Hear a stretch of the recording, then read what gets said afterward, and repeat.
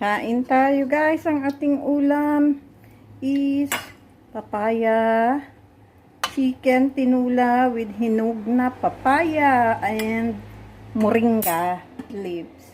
Kain tayo.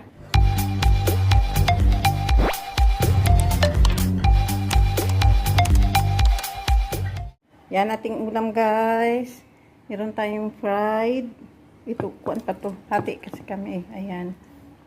Meron tayong fried fish na talakitok. Yan ang ating tinula. So, kain tayo. Yung alaga ako, mawala lang ako sa tabi. Yung iyak na naman ang iyak. So, kasi yung papa niya magbantay muna kasi kumakain ako. Kain tayo. Ito yung ating ulam. At sinabi ko na, no, meron tayo ditong chicken and then ating rice. Mukhang mapakain na naman tayo. And meron din tayo ditong chili. Ayan guys. Ayan. So, kain. Habang nagkukintuhan tayo, ha? Kain mo na ako. Bilisan ko lang kumain. Kain mo na.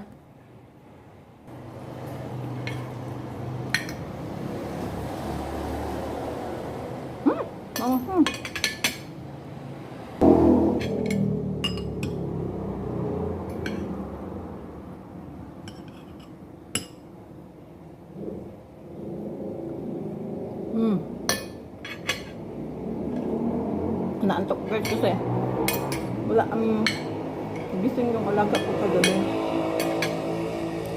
Hindi natulog. Umaga na siya nakatulog kanina. Ako hindi. Kasi na-addict sa sa drama. Sinood tayo ng drama.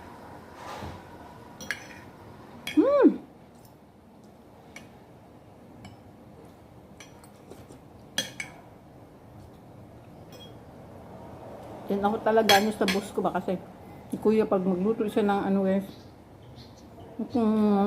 tinula, wala talagang lansa guys.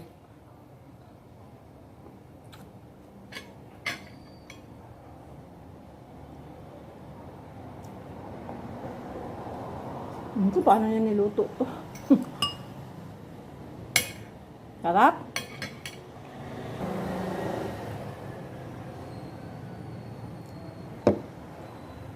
Mas paritan pa ng anghang na sili.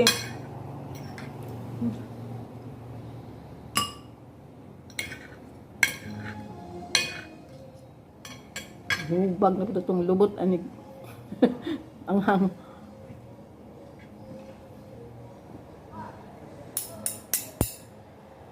Tipa oy.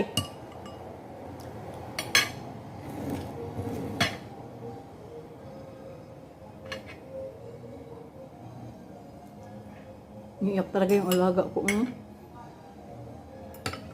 Bakit sila nag-aaway ng papa niya kapag sila magpabantay?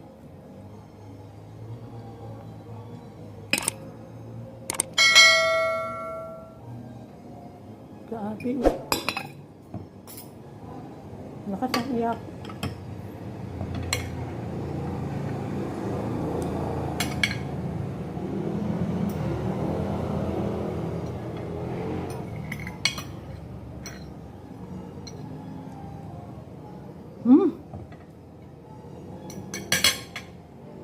Ang sarap. Ang sandal.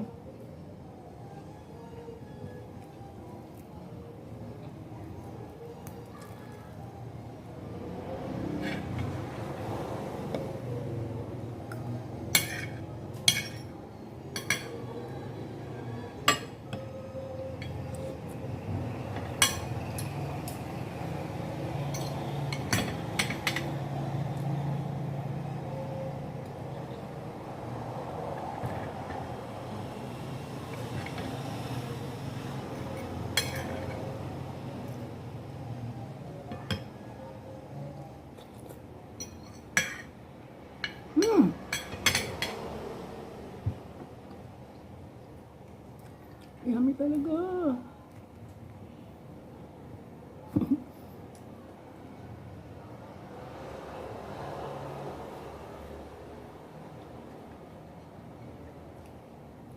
Sarap.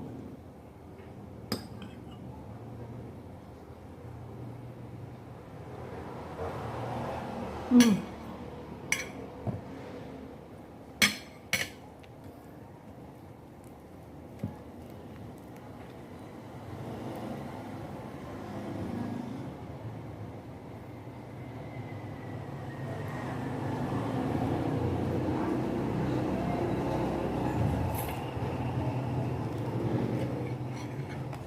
Mhm.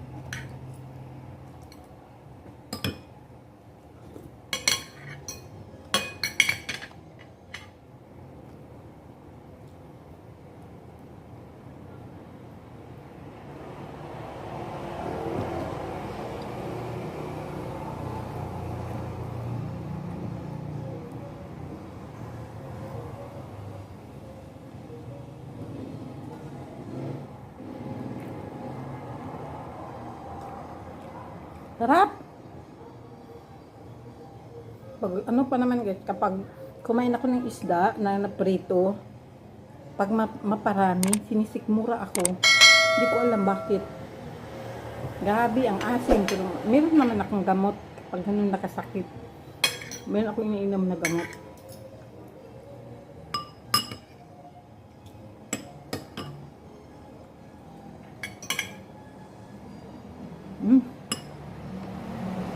Grabe, uy.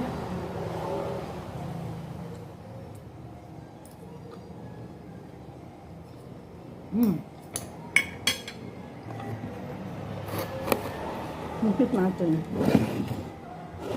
Ang dami, hindi ko naman ito maubos. Isang malaki ito sa kapasin natin, sa gitna. Hanggang bukas ito itong ulam namin.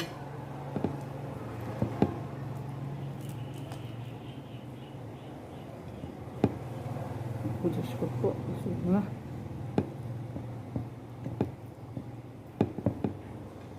Hindi na magkapakabusog tayo. Total hindi naman tayo kakain ng dinner na eh.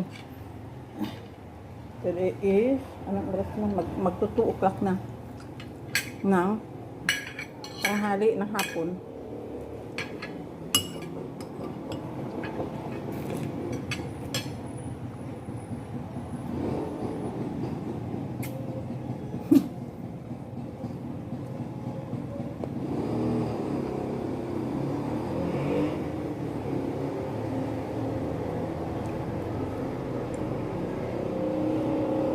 Uy, sarap ko eh. Naubos na yung kanin ko guys. Nabusog na kayo ko.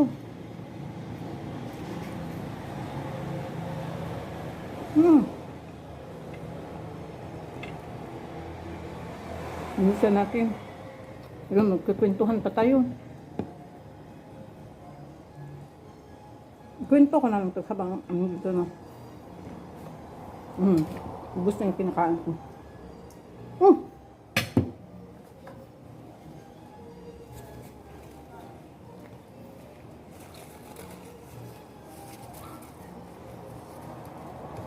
Sana na. Tingnan nyo yan guys, oh. Ito si bigay ng boss kong babae. Tapos, kaya, ang nangyari kasi tinitingnan ko kasi ito chargeable. Tapos ito, may battery siya. Pero tagal na. Ito siya. Gusto ko makita kasi hindi ko tinatanggal. Gusto ko makita kung kahapon pa to siya guys. Hindi ko pa siya charge. Okay pa rin siya. At full pa rin siya. Hindi na ko kasi sabi lang mga 3 days pero dapat pwede rin, dito ko rin nakikita kapag may tumatawag.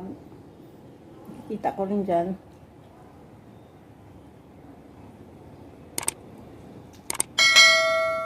Wala, gusto kong tingnan kung hanggang saan siya tatagal.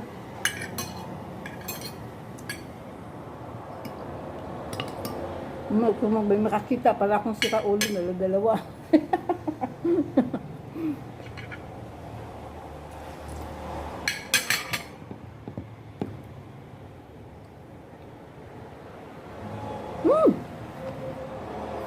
Grabe, ang sarap. Bus na po. Ano na? Buto na lang. Kabusog. Uy! Busin natin ito kay sayang.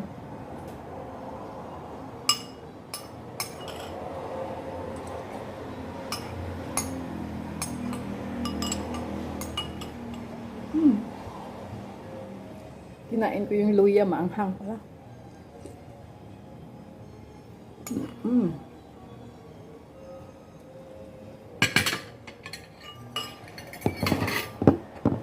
Ang dami pa, oh. Tapos di naman kami kumakain sa gabi. Yun pa, hapla pa lang nakuha. Ulam na din na yan. Mamayang gabi. Tipid. Aray ko, sinsa po, sorry. Excuse me. Ano ba yan?